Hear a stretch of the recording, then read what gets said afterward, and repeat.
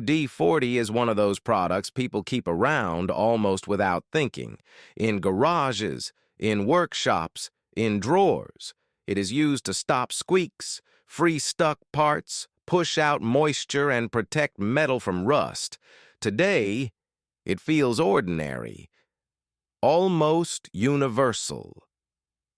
But the story of WD-40 did not begin in the home. It began in industry, with a much more technical problem to solve. WD-40 did not begin as a household icon. It began as a problem nobody at home was even supposed to care about. Before it became the blue and yellow can sitting in garages, toolboxes, and kitchen drawers, it started in a very different world. Missiles, corrosion, the aerospace industry. That is what makes the story so good, because one of the most familiar products in modern life did not begin by trying to become familiar. It began by trying to solve a technical problem, and it did not solve it on the first attempt, or the second, or the 10th. It took 40 tries. That is not branding mythology. That is literally where the name came from. WD-40. Water displacement, 40th formula. Most companies would not want that in the name. Too messy, too honest, too revealing. It tells you, right there, that success did not appear in one perfect moment. It arrived after repeated failure. And that is exactly why the story matters. In 1953, Rocket Chemical Company was founded in San Diego to create rust prevention solvents and degreasers for the aerospace industry. It was small, lean, not glamorous. Just a few people trying to make something useful in a highly technical environment. That is important, because a lot of great business stories do not begin with giant ambitions to change the world. They begin with a very narrow challenge. A thing that rusts, a thing that sticks, a thing that corrodes, a thing that fails if you leave moisture where it should not be. And in this case, the mission was simple. Create a formula that could displace water and protect metal. Simple to describe, very hard to get right. That is where the 40 attempts matter. Because failure in business is often misunderstood. People think repeated failure means the idea is weak. Sometimes it means the problem is real. If the problem is real enough, the right answer will be hard enough to find that weaker people stop early. This team did not stop early. On the 40th try, they got something that worked. And once it worked so well that Convair used it commercially to protect the outer skin of the Atlas missile from rust and corrosion. That should have been the whole story. Niche industrial formula. Useful in aerospace. Quiet success. End of chapter. But this is where the turning point appears, because the best products are sometimes bigger than the market they were originally built for. The workers at Convair noticed something. This stuff was useful, not just in a missile program, not just in a plant, not just for a contractor.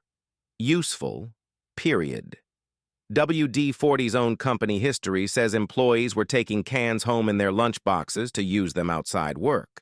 That detail is incredible, because that is the moment when a technical solution starts to reveal a much larger future, not through a focus group, not through a big consulting report, through behavior.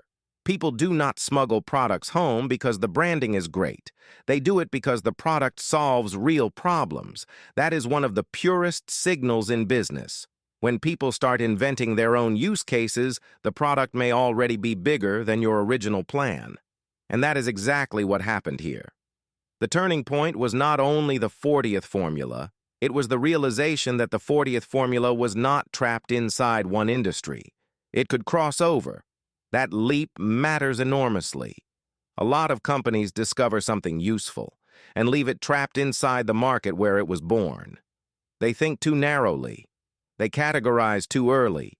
They protect the original frame. WD-40 escaped that trap. Norm Larson, one of the company's founders, started experimenting with putting the formula into aerosol cans because he believed ordinary consumers might want it too, in garages, workshops, and around the home. The product first appeared on retail shelves in San Diego in 1958. That decision changed everything. Because now the formula was no longer just a solution, it was becoming a product. And those are not the same thing. A solution can work brilliantly and still remain small. A product has to travel. It has to be packaged, recognized, repeated, bought again. That is where businesses are made. WD-40 had something powerful going for it. It was not built around one dramatic, narrow use case that only experts understood. It was built around a flexible usefulness that people could keep rediscovering. A little rust here, a stuck hinge there, moisture somewhere else, a squeak, a jam, a stubborn mechanism. The product kept finding new jobs. That is a dangerous kind of strength. Because when a product enters everyday life not as a luxury, but as a reliable fix, it becomes habit-forming in a completely different way. It is no longer an exciting novelty. It becomes a thing people feel they should have around. That is one of the most powerful positions a brand can earn. Not aspiration, presence. And the company kept building on that. By 1960, WD-40 says the company had grown to 7 people, selling an average of 45 cases a day out of the trunks of their cars to hardware and sporting goods stores in the San Diego area. That image tells you everything. This was not some giant machine rolling downhill with venture capital behind it. This was a product pushing its way into the world because it kept proving itself useful. That is the pattern behind a lot of enduring businesses. The first breakthrough gets attention, but usefulness gets repetition, and repetition builds empires. That is also why the name matters so much. WD-40 is a name built out of process, not poetry. It sounds industrial, almost cold, but hidden inside it is one of the best business lessons you can get. The thing that works may come much later than your ego wants it to. Attempt 1 did not win, neither did attempt 12, or 23, or 39. The winner was the version that actually solved the problem. That lesson scales far beyond chemistry. It applies to products, channels, formats, scripts, businesses. People love first-try genius because it sounds romantic. Markets usually reward the version that finally works. That is why WD-40 became more than a can. It became a symbol of practical value. Not because the company set out to create a lifestyle icon, but because the product kept surviving contact with reality, industrial reality first, household reality next, global reality after that. Today, the company says its products are sold in more than 176 countries and territories, and the original formula is still in use. That is remarkable. 40 tries to get it right. Then decades of proving that right was bigger than anyone first imagined. That was WD-40's turning point, not just the 40th formula. The moment a narrowly useful industrial solution revealed itself as a product with a far wider life.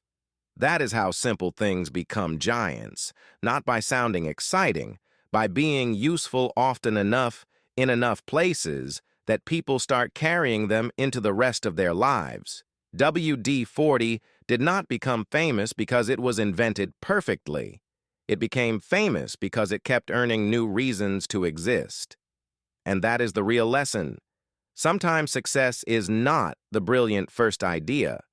Sometimes success is attempt number 40, in a can, waiting for the world to discover it has more uses than you ever planned.